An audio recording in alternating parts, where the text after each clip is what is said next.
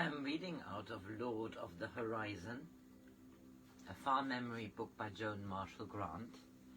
She was a writer of her own previous lives, 7 books she wrote. This is her life as Ra-Ab. We continue this from the Eyes of Horus, where we met Ra-Ab, and here he is now grown up. He has a daughter and 2 boys, and his son Amenemhet is now, I think, in his teens. We are coming to chapter 10, Royal Tomb. This is the second part of this book. After discussing the matter with both Mary and Senusert himself, I decided that as he had already lived as a fisherman, a potter, and a stone worker, he should now spend a month with the men who were building the royal tomb. Mary and Becket came down to the landing steps to see him start on his journey, for although we had made our farewells to him before he joined the grain barge on which he was going north, they wanted to watch until it was out of sight. "Are you sure we've been wise to send him so far away?" said Mary anxiously. "He's only 14, though he is tall for his age. If he gets into any serious difficulty, he will receive immediate help, for, though he doesn't know it, the overseer under whom he will work is in my confidence." "Do you think he'll get enough to eat?" said Mary, still anxious. "He'll get the same as the rest of the workers, and if it is not sufficient, the sooner he finds out about it, the better.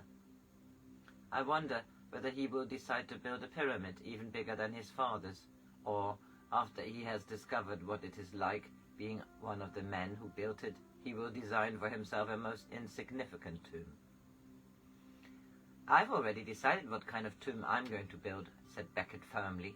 "My sarcophagus will be sunk in the floor so as not to get in the way, and the door of the tomb will always be open, and round the walls will be feeding troughs with hay racks above them, so that any animal who happens to be passing can go in and have a good feed. If it likes being there, it can stay as long as it wishes, and if I own any treasure when I die, I shall say it is to be used to provide for hay and things, and for someone to keep the drinking pool at the door always filled with clean water. I think it's silly to have a tomb unless you can make it useful. If I was silly enough to stay in there after I was dead, I'd much prefer to have animals for company than a lot of wall paintings to look at and dull things like furniture. I wonder if poor Senusert will be cross with his father for wanting such an elaborate tomb, and if he'll have any exciting adventures. I also wondered, though not until Senusert returned did I hear about them. "The journey north was interesting," said Senusert, "and often quite exciting because the current was flowing fast. I'm very glad I went by river, for it taught me that as soon as I have the chance I must design a better kind of barge. There will have to be more of them than there are at present, for each will carry a smaller load and have more living space for the people who work there.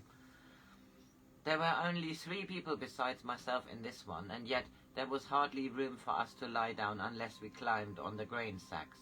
2 of the men were only a little older than me, but the steersman was 24, married, with 2 children. He showed me a row of notches he had cut in the steering oar, one for each day he had been separated from his wife.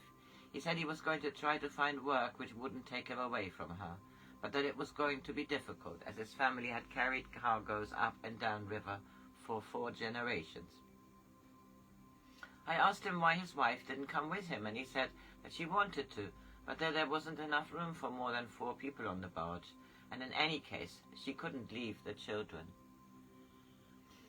Then I asked him why a new kind of barge couldn't be built with room for a man to take his family, and he said it could easily be done, though it wouldn't be able to carry quite so much cargo. He said it would never happen, because it didn't matter to Pharaoh that a man was parted from his wife. I wanted to tell him that Pharaoh would mind, but I couldn't, because I thought it would make him suspicious of me. But I did say that if he came to the Oryx, work would be found for him, which would allow him to stay with his family. I told him that the son of one of your overseers was a friend of mine and would arrange it. I got another idea about how to make the lives of the barge people happier. There ought to be houses at regular stages along the bank, just as there are wells every 2,000 paces on the royal roads. In front of each house would be a landing stage where barges could moor for the night, while the crews could land and have a hot meal and a chance to talk to others who were making a river journey. It is very difficult to cook properly on a barge, and they're not supposed to tie up unless the weather is too unfavorable for any progress to be made. When I left the barge, I went, as you told me, to the house of the overseer. He sent me to join a group of boys, all about my own age, who were going up to the pyramid the following morning. We spent that night in huts on the outskirts of the village. Most of the others had come on foot and were tired, so they didn't talk much. A few of them had never been away from home before and were very apprehensive. I think it will take a long time before tribute by labor will be anticipated without fear. The stories of what their fathers and fathers' fathers suffered under the old rule are still too vivid to be easily discounted.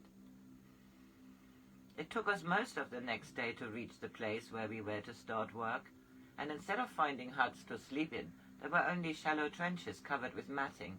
When one of the boys saw these, he said, "As we've come here to build a house for Pharaoh to sleep in when he's dead, I think he might have given us a better place to sleep in while we're still living. His tomb looks like a palace and our house looks like a tomb." We were each given a cup, a food bowl, and 2 strips of coarse wool cloth, which could either be used as covers while we slept, or else one was wound round the waist and the other worn over the shoulder instead of a cloak. The trenches were not so uncomfortable as they looked, for they kept off the wind and were quite dry. But there were 4 people to each of them, so there was no privacy. One of the boys with me snored, and another twitched in his sleep like a dog having a hunting dream. We arrived after dark, so we didn't realize until the next morning how unfinished the pyramid is. The foundations are complete, but the outer walls are not yet more than about 20 cubits in height. I believe the tomb chamber is finished, but only special workmen are allowed to see it, in case we should betray the secret of how it is to be closed. I once heard Father talking about this. I think he is going to seal the passage by granite plugs instead of drop stones. The inner chambers are stone, of course, but the outer walls, which are 6 cubits thick, are of mud brick, and between them and the inner chambers there will be a core of rubble. I'm not sure whether the whole thing will be faced with stone when it's finished. Perhaps Father hasn't decided yet. There must have been 4,000 or 5,000 of us. There were very few women, about 50 old ones who baked the bread, and some girls who lived in a shabby little house beyond the pits where the bricks are made. I think perhaps they were concubines of a low caste, though they seemed to take no notice of anyone except themselves, and had no fine clothes or ornaments. At dawn we took our food bowls and walked in line past a man who was serving soup from a large tub. It was mostly hot water with a few vegetables floating in it, and with it we had a piece of bread. I spent all the first day chopping straw, which was then taken away to be mixed into the mud. Chopping straw sounds very easy, but it isn't. After you've been doing it for several hours, you cut your fingers if you get careless, and the sharp ends of straws stick into your hands and get under your fingernails. By noon I felt as though I had been doing it forever. Then we were allowed to rest for an hour. We could go to fetch a drink from the water jars. There were plenty of those, and the water was clean and fresh, but we didn't get anything more to eat.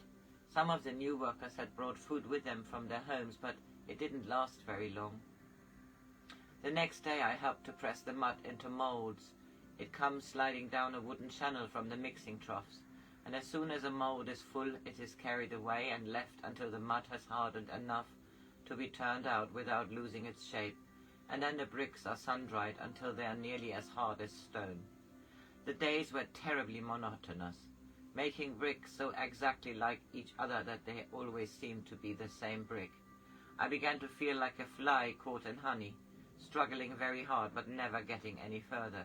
It was dead work, not because we were building a tomb, but because there seemed no hope of us seeing what we were working for.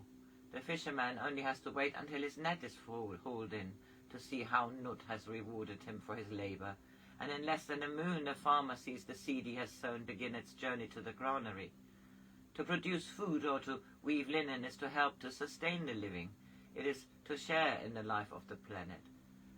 Even to make roads along which men can travel to seek new friends, that too is alive. But why should men labour day after day to bind the stalks of dead corn into clay robbed of its fertility, to build a house which will never warm the cold body that will be its only occupant? Why, Ra-Ab? Why? Why should men build tombs to their own glory? So that they shall remain as records from which men of the future may gain wisdom from the past.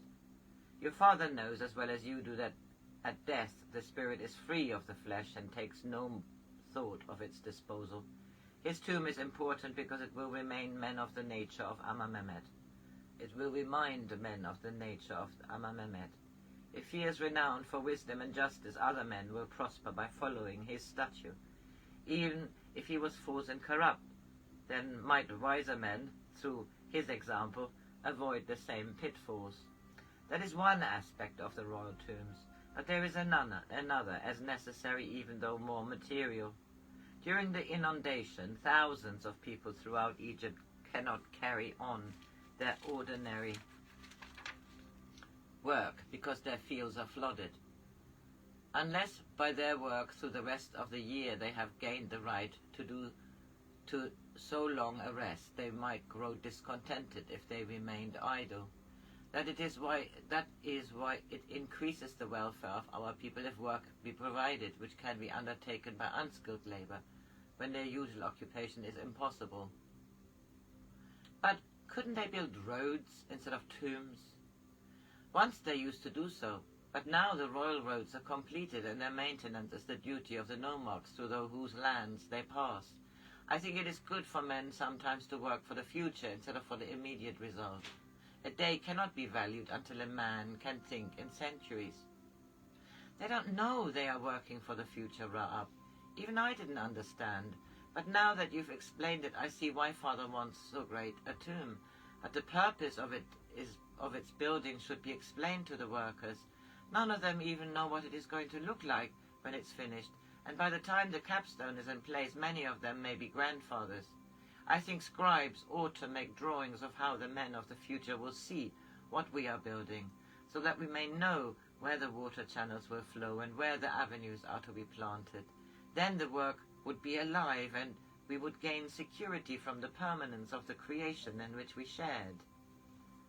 That is a wise judgment. Are there any other changes you will make when your tomb is being built? The pyramid may take 30 years to complete, yet no effort has been made to provide more than the most temporary shelter for the workers. The food is sufficient to keep them in health, but they seldom get the things they really enjoy, beer or garlic or radishes. On their rest day they should get different food, and there should be storytellers to entertain them when they have finished the day's work. If a wife wishes to go there with her husband, that should be permitted, for there is plenty of work which women could do. Many of the older men grumble that they have been separated from their wives, and it is one of the things which makes them dread tribute by labour. If the time ever comes for me to build a tomb, I shall try very hard to see that it is not dull for the builders. Did you know that Father was going to visit the pyramid while I was there? I nodded, and he went on. It's funny, but I think seeing him made a progress while I was standing in the crowd has cured me of the nightmare of being lost, because I was only me. He was coming to inspect the tomb chamber, and the workers were given a holiday. Early in the morning they began to line the roads along which he would pass. He was in an open litter of 8 bearers, and he wore the warrior headdress. I knew that to him I was only part of a great blur of faces, and that the crowd to which I belonged saw him as completely remote from themselves.